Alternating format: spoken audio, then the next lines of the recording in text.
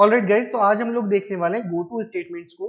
तो go two statements basically और कुछ नहीं है, एक कोड को बार बार एग्जीक्यूट करने के लिए हम लोग गो टू स्टेटमेंट्स का यूज करते हैं। इतना सा आप लॉजिक समझने की कोशिश करो, ठीक है। इसके अलावा हम लोग देखेंगे टाइप कास्टिंग क्या होता है, ठीक है। एक डेटा टाइप को दूसरे डेटा टाइप में कन्वर्ट करने की प्रक्रिया को केवल हम लोग टाइप कास्टिंग कहते हैं, ठीक है।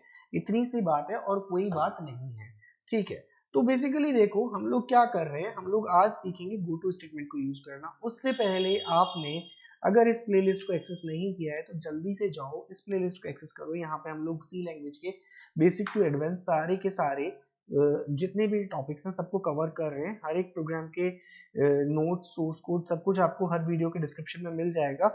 आपके अगर एग्जाम्स इंटरव्यूज हैं तो इन नोट से जरूर पढ़ना, आपको बहुत हेल्प मिलेगी। और इस प्लेलिस्ट को बुकमार्क कर लो, एक्सेस कर लो जल्दी से, क्योंकि आपको बहुत फायदा पहुंचाने वाली है ये पर्टिकुलर प्लेलिस्ट आपके सी लैंग्वेज लर्निंग जर्नी के अंदर, ठीक है।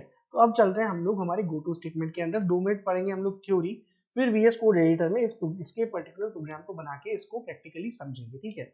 सो देखो गाइस, थोड़ी सी थ्योरी पढ़ते हैं। The go to statement is known as jump statement in सी।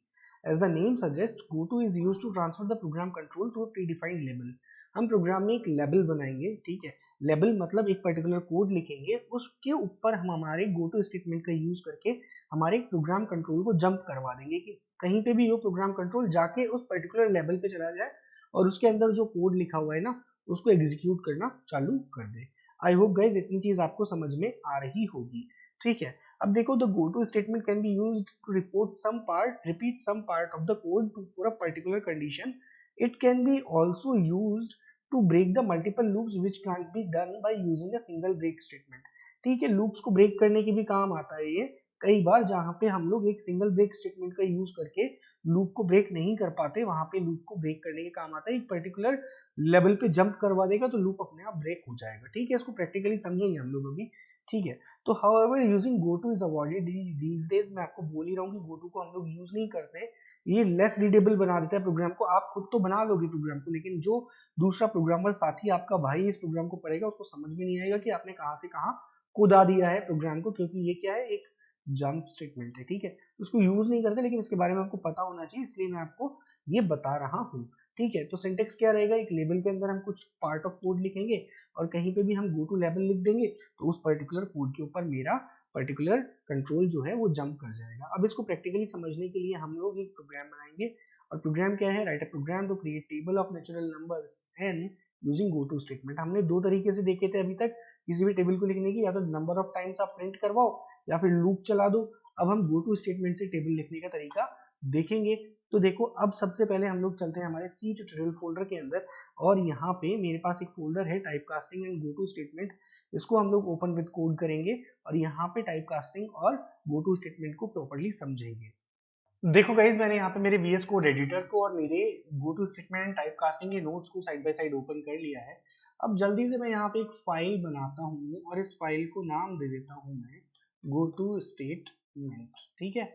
और यहाँ पे डॉट सी एक्सटेंशन से इसको कर देते हैं हम लोग सेव, ठीक है। और देखो यहाँ पे मुझे प्रोग्राम बनाना है, write program to create table of natural numbers and using go to statement, ठीक है। तो मेरे को यहाँ पे एक टेबल बनानी है जो कि किसी भी नंबर यूजर से हम लोग इनपुट लेंगे, वो इनपुट के थ्रू मेरे को टेबल बनानी है उस पर्टिकुलर नंबर की, और उसके लिए मेरे को क्या यूज करना है, गो टू स्टेटमेंट का यूज करना है, ठीक है।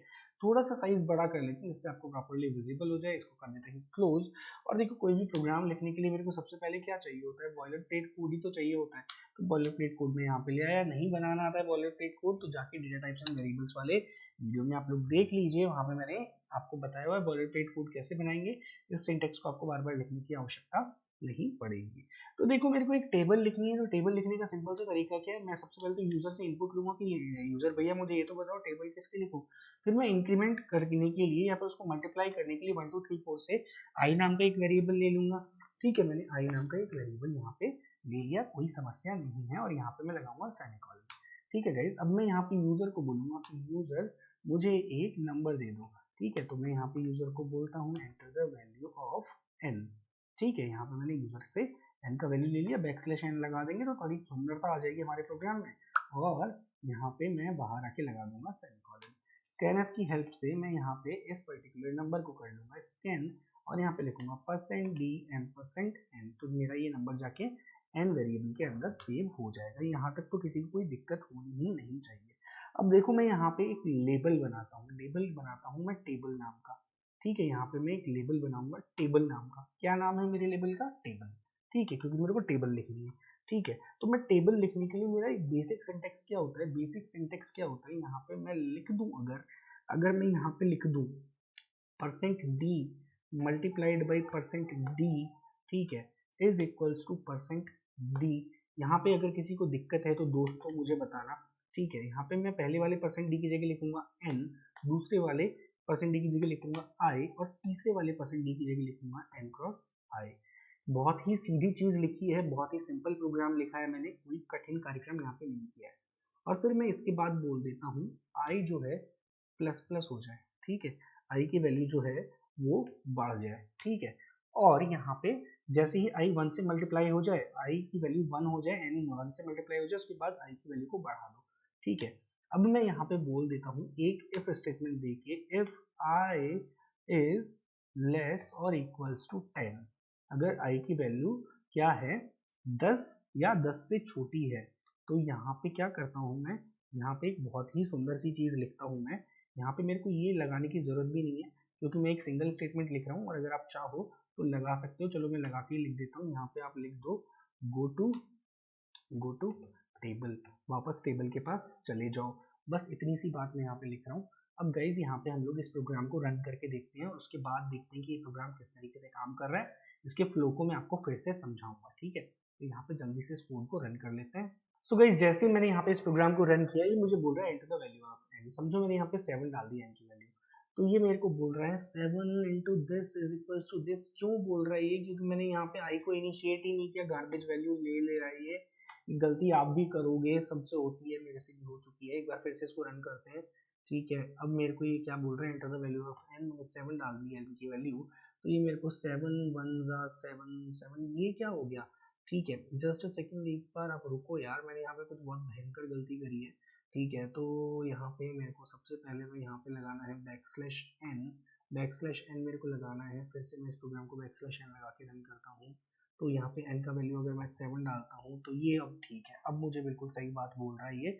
देखो, अब देखो यहाँ पे मैं क्या कर रहा हूँ, यहाँ पे 7 डाला मैंने n का वैल्यू, तो मेरे को यहाँ पे क्या प्रिंट कर दे रहा है 7 1, पहले 1 d की i की वैल्यू 1 द 7। ठीक है, फिर i प्लस प्लस, फिर मैंने बोल रहा कि i की वैल्यू अगर 10 से कम रहे, तो वापस कहाँ चले जाओ, टेबल पे चले जाओ। अब टेबल वाले लेवल पे जाएगा, यहाँ पे चेक करेगा ये कोड लिखा हुआ है, फिर इसको एग्जीक्यूट कर देगा। ठीक है, फिर इसको एग्जीक्यूट करने के बाद i प्लस प्लस हो जाएगा, i प्लस प्लस होने के बाद फिर चेक करेगा i की वैल्यू 10 से कम है क्या, फिर इसको भेज देगा टेबल के ऊपर। ठीक है, इस तरीके से ये बार बार लूप की तरह ही काम करता जाएगा। ठीक है, ये लूप की तरह ही काम कर रहा है। देखो, टेबल नाम का मैंने एक लेबल बना दिया, और गो टू स्टेटमेंट में बोल दिया गो टू टेबल। जैसे ही मैंने इसको बोला, तो ये टेबल के अंदर जो कोड है उसको रन करने लग गया। कब तक रन करने लग गया? जब तक ये कंडीशन सेटिस्फाई नहीं होगी। आई होप आपको ये चीज समझ में आ रही होगी। एक बार फिर से इस प्रोग्राम को रन कर लेते हैं, और यहाँ पे कुछ एक बड़ी वैल्यू उसको डाल के देखते हैं। यहाँ पे मैं 56 डाल देता हूँ, तो देखो 56 भी डाल रहा हूँ, तो मुझे 56 का टेबल दे रहा है। 56 को इसने सबसे पहले क्या किया, मैंने i को 1 से इनिशिएट किया था, 56 को इसने 1 से मल्टीप्लाई कर दिया और 56 दे दिया। फिर i की वैल्यू उसने 2 कर दी, 2 करी, और यहाँ पे चेक किया i की वैल्यू 10 से कम है क्या, बिल्कुल 10 से कम है, तो गो टू टेबल, वापस टेबल पे चले जाओ। टेबल पे जाके फिर से ये जो स्टेटमेंट एग्जीक्यूट कर लो, फिर आके चेक करो i की वैल्यू 3 होगी, i की वैल्यू 3 जो है 10 से छोटी है क्या, बिल्कुल है, फिर टेबल पे चले जाओ, और इस तरीके से 10 पे आते जाओ। और 10 पे जैसे ही आ जाओ, 10 के बाद 11 जब आ जाए, तो ये कंडीशन क्या हो जाएगी, फॉल्स हो जाएगी, और यहाँ से ये स्टेटमेंट जो है वो एग्जिट हो जाएगा, और मेरे नेक्स्ट कोड के ऊपर बातें चली जाएंगी, जहाँ पे मैं कुछ भी लिख सकता हूँ। यहाँ पे मैं लिख दूं, अगर मैं यहाँ पे लिख दूं प्रिंटफ की हेल्प से, अगर दोस्तों मैं यहाँ पे लिख दूं गो टू स्टेटमेंट यहाँ पे इस तरीके से लिखते हैं, go to statement has stopped. ठीक है, ठीक है, गो टू स्टेटमेंट जो है वो रुक चुका है यहाँ पे, क्योंकि मेरा क्या है, यहाँ पे जो कंडीशन है वो फॉल्स हो चुकी है। चलो ठीक है, यहाँ पे इसको एक बार फिर से रन करके देखते हैं। रिटर्न 0, यहाँ पे ओके, सेमीकोलन तो लगाया नहीं हम लोगों ने। ठीक है, चलो फिर से रन करो इसको। रन किया मैंने, enter the value of N, यहाँ पे 89 डाल दिया एन का वैल्यू। देखो यहाँ पे 89 का टेबल प्रिंट हो गया 1 से लेके 10 तक, और फिर जैसे ही 10 पे ये स्टेटमेंट जो है फॉल्स हुआ, फॉल्स होने के बाद इसने लिख दिया गो टू स्टेटमेंट है स्टॉप्ड। आई होप ये चीज आपको गाइस समझ में आई होगी। गो टू स्टेटमेंट आपको समझ में आया होगा। सो गाइस अब हम लोग जल्दी से समझ लेते हैं टाइप कास्टिंग को कि टाइप कास्टिंग क्या होता है। तो देखो सबसे पहले डेफिनेशन पढ़ते हैं। Type casting allows us to convert one data type into another. एक डेटा टाइप को दूसरे डेटा टाइप में कन्वर्ट करने के लिए टाइप कास्टिंग हमें हेल्प करता है। In C language we use cast operator for type casting which is denoted by type. इस तरीके से टाइप लिख के किसी भी वैल्यू के आगे मैं रिप्रेजेंट कर दूंगा तो उसका क्या है डेटा टाइप चेंज कर सकता हूं मैं, ठीक है। It is always recommended to convert the lower values to higher for avoiding data loss. मतलब बेसिकली क्या है कि आप लोअर वैल्यू को हायर वैल्यू में कन्वर्ट करो जिससे आपका प्रिसीजन जो है वो हमेशा सही बना रहे। ऐसा नहीं हो कि आप हायर वैल्यू को लोअर में कन्वर्ट करके आपका डेटा लॉस करवा लो, ठीक है। अभी देखो इसको प्रैक्टिकली समझने की कोशिश करते हैं। उसके लिए मैं यहाँ पे एक फाइल क्रिएट कर लेता हूँ। इस फाइल को मैं नाम दे देता हूँ typecasting.c, ठीक है। typecasting.c के नाम से मैंने यहाँ पे एक फाइल क्रिएट कर ली। और देखो यहाँ पे टाइप कास्टिंग को समझने की कोशिश करते हैं। तो सबसे पहले मैं देखो एक बॉयलर प्लेट कोड यहाँ पे ले आता हूँ और मैं एक सिंपल सा डिवाइड के लिए प्रोग्राम बनाता हूँ। डिवाइड के लिए प्रोग्राम बना लेता हूँ और यहाँ पे मैं क्या करता हूँ एक वेरिएबल ले लेता हूँ इंटीजर a और इंटीजर b, ठीक है। यहाँ पे मैंने दो वेरिएबल्स ले लिए। अब मैं क्या कर रहा हूँ यहाँ पे a की वैल्यू को कर देता हूँ मैं 13, ठीक है। a इज इक्वल्स टू 13 और यहाँ पे मैंने b की वैल्यू को डिफाइन कर लिया, b इज इक्वल्स टू 7, ठीक है। यहाँ पे इस तरीके से मैंने b की वैल्यू को डिफाइन कर लिया। अब मैं यहाँ पे एक फ्लोट वेरिएबल लेता हूँ, ठीक है। फ्लोट वेरिएबल लेता हूँ और फ्लोट वेरिएबल यहाँ पे कौन सा लेता हूँ मैं c नाम का एक फ्लोट वेरिएबल लेता हूँ और इसकी वैल्यू क्या मैं दे देता हूँ यहाँ पे, इसकी वैल्यू को मैं यहाँ पे दे देता हूँ a क्रॉस b, ठीक है। इसमें कहीं समस्या आई होप आपको नहीं आनी चाहिए। इस तरीके से मैंने एक फ्लोट वेरिएबल ले लिया और a क्रॉस b नहीं sorry a divide by b, ठीक है। इस तरीके से मैंने यहाँ पे एक फ्लोट वेरिएबल ले लिया और उसकी वैल्यू मैंने दे दी यहाँ पे a डिवाइड बाई b। अब यहाँ पे मैं क्या करता हूँ printf की हेल्प से मैं यहाँ पे प्रिंट करवाता हूँ a divide by b is percent d। इसमें तो कोई दिक्कत आई होप आपको नहीं होगी। ये चीज बहुत सिंपल सी मैं प्रिंट करवा रहा हूँ और यहाँ पे मैं c प्रिंट करवा रहा हूँ, ठीक है। क्योंकि c को मैंने क्या रिप्रेजेंट किया है a डिवाइड बाई b। तो बहुत ही सिंपल सा स्टेटमेंट है। एक बार इस पर्टिकुलर प्रोग्राम को रन करके देखते हैं हमें क्या आउटपुट देता है। सो गाइस देखो ये यहाँ पे मुझे क्या आउटपुट दे रहा है, a divide by b is 0। क्यों क्यों दे रहा है ये a divide by b is 0? एक बार फिर से हम लोग वैल्यूज को चेंज करके देखते हैं, ठीक है। 7 a divide by b is 0, okay. यहाँ पे फ्लोट सी, यहाँ पे मेरे को परसेंट एफ का यूज करना था ना क्योंकि मेरे को सी प्रिंट करवाना है। तो फ्लोट है सी का टाइप का। यहाँ पे मैं एक बार फिर से इसको रन करके देखता हूँ। तो देखो ये यहाँ पे मेरे को क्या दे रहा है, a divide by b is 1.0000। इसने फ्लोट तो प्रिंट कर दिया, इसने फ्लोट तो प्रिंट कर दिया लेकिन इसकी जो वैल्यूज हैं वो पॉइंट्स में नहीं दी। इसने मेरे को एक इंटीजर नंबर फ्लोट के फॉर्म में दे दिया है। अब अगर मैं क्या करूँ यहाँ पे इसको फ्लोट लिख दूँ, देखना मैं यहाँ पे क्या कर रहा हूँ, ठीक है। मैं इसका जो डेटा आएगा उसको भी मैं फ्लोट में कन्वर्ट कर रहा हूँ, उसकी टाइप कास्टिंग कर रहा हूँ, ठीक है। तो मैं अगर यहाँ पे इसको फ्लोट कर दूँ फिर देखो आउटपुट क्या आता है। देखो अब आउटपुट यहाँ पे चेंज हो गया है, ठीक है। अब आउटपुट यहाँ पे चेंज हो गया। क्यों चेंज हो गया आउटपुट? क्योंकि मैंने यहाँ पे टाइप कास्टिंग कर दी है। पहले मेरे a और b की वैल्यू जो थी इंटीजर थी, लेकिन इस पर्टिकुलर ऑपरेशन के लिए मैंने a डिवाइड b की वैल्यू को क्या कर दिया, फ्लोट कर दिया। कैसे कर दिया, यहाँ पे ब्रैकेट में फ्लोट लिखा इस पर्टिकुलर ऑपरेशन के आगे, तो मेरी जो इसकी वैल्यू है वो भी फ्लोट हो गई। आई होप इस पर्टिकुलर ऑपरेशन के लिए a और b की वैल्यू को भी मैंने किस में ले लिया, फ्लोट में ले लिया। आई होप ये चीज समझ में आई होगी। एक बार फिर से करके देखते हैं। देखो मैं यहाँ से फ्लोट को हटा देता हूँ, यहाँ पे a का वैल्यू कर देता हूँ मैं 17 और b का वैल्यू मैं कर देता हूँ यहाँ पे 3, ठीक है। अब देखो फिर से इस प्रोग्राम को रन करके देखते हैं। यहाँ पे मैंने जैसे ही इस प्रोग्राम को रन किया तो ये मेरे को a डिवाइड बाई b का वैल्यू दे रहा है 5। 5 क्यों दे रहा है, 3 5 जा 15 और 3 6 जा 18।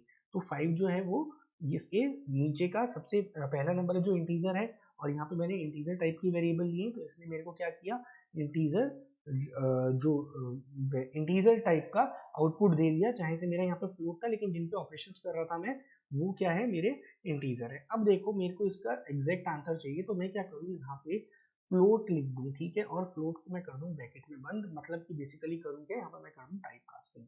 टाइप कास्टिंग करने के बाद देखो ये मुझे क्या आउटपुट देगा, ये मुझे आउटपुट देगा 5.66, मतलब प्रिसीजन बढ़ गया, मैंने यहाँ पे फ्लोट वैल्यू ले ली है, ठीक है। तो आई होप ये चीज आपको समझ में आई होगी। इस तरीके से आप इंटीजर को फ्लोट में कैरेक्टर वगैरह इस सब में कन्वर्जन कर सकते हो, ठीक है। ये है टाइप कास्टिंग का तरीका। बहुत ज़्यादा आप लोग यूज़ नहीं करोगे प्रोग्रामिंग के अंदर, लेकिन आई होप ये चीज़ समझ में आई होगी कि अगर यहाँ पे इंटीजर वैल्यूज़ हैं और मेरे को उसका रिजल्ट फ्लोट में लेना है तो मैं यहाँ पे इस तरीके से टाइप कास्टिंग करके इंटीजर को फ्लोट में कन्वर्ट कर सकता हूँ और भी डेटा टाइप्स में चेंज कर सकता हूँ। सो गाइज अभी के लिए हम लोग टाइप कास्टिंग सीख चुके हैं, गो टू स्टेटमेंट्स को सीख चुके हैं और आई होप मैं आपको प्रॉपर्ली समझा पाया हूँ गाइज। सो प्लीज़ वीडियो को लाइक करके जाना, ठीक है, चैनल को सब्सक्राइब करे बिना बिल्कुल भी मत जाना और वीडियोस को शुरू से एंड तक देखा करो, आपको बहुत हेल्प मिलने वाली है। मैं आपको हर एक कॉन्सेप्ट को बिल्कुल एक्सप्लेन करके समझा रहा हूँ, ठीक है।